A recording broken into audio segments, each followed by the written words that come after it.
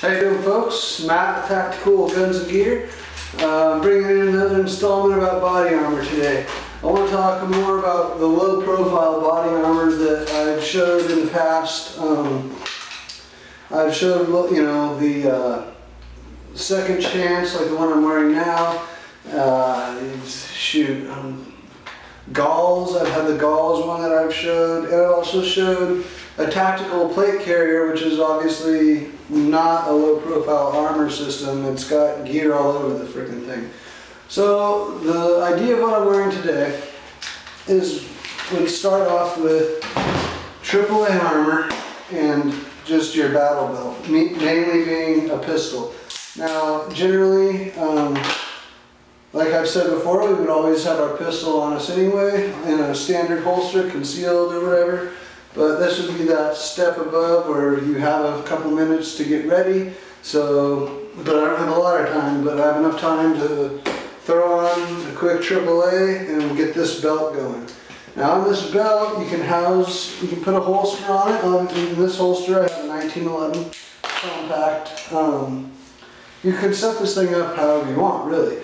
All I have right now, I do 2 shotgun shells on this shotgun kydex here. Even if I'm not running a shotgun, it doesn't take up space, it doesn't add weight, or I should say it does, but not much. But when I do use a shotgun, I'll at least have 2 rounds of it, even if I were to come across an empty gun. I also keep, same side, 1 pistol mag. I keep the mags and pretty much all the gear on this belt is from HSGI, High Speed Gear. And the belt itself is made by Viking Tactics and is the Brokos belt. So that's the actual padded belt here with the PALS webbing. So anyway, we have a holster in your handgun, which we would have on us anyways. Okay, so now moving over, we also have a tourniquet and a blowout kit with quick clot and an Israeli bandage, a couple other pressure bandages.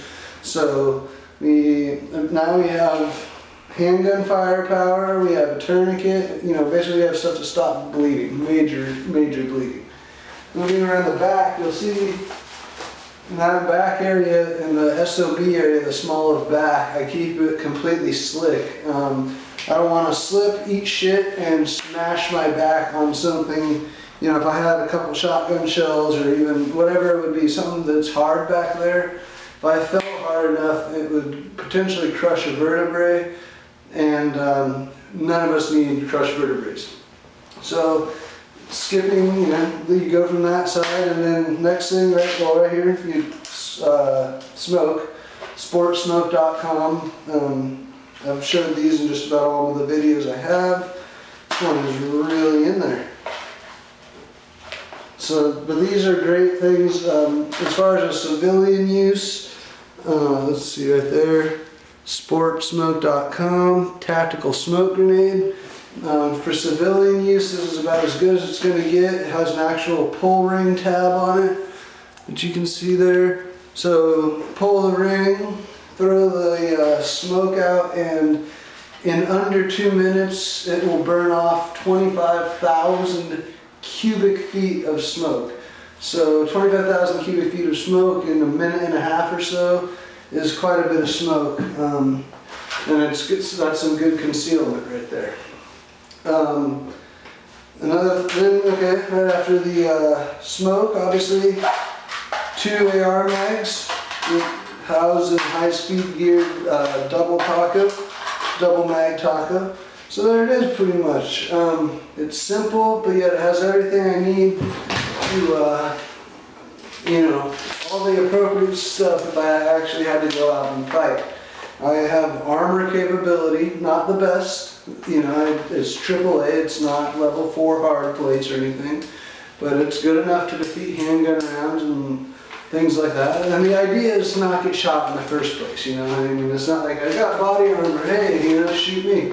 The idea is not to get hit, So anyway, instead of just having a pistol and a mag pouch, or just slinging a rifle and maybe putting a mag in a pocket or something, now you can see that I'm pretty much have 360 degrees of gear without wearing a full tactical plate carrier.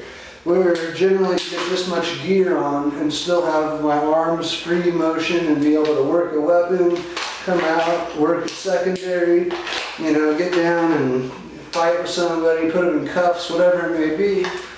This system is working pretty good with, you know, like I was saying, the next step up would probably be something that would be a full tactical carrier system that would have, you know, your primary mags up front with some pistol mags and, you know, yada, yada, yada. And don't get me wrong, there is a time and a place for those, but when things are quickly happening, or if something, you know, any sort of snap scenario, or even if things are, if it's real hot and you're just trying to lighten the load, then go with the belt. The belt is nice. It does have D-rings on it, so if you want to do suspenders and kind of take some of the weight off your hips, you could do that, but I would suggest not loading it so heavy that you feel weight on your hips.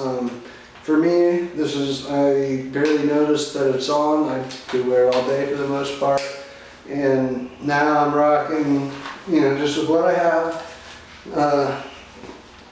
Got a AAA second chance plate, got 30 rounds, got 60 rounds, got 90 rounds, got 7 rounds, got 8 rounds. So lots of rounds of ammunition for something that's quick, not to mention my 2 shotgun shells.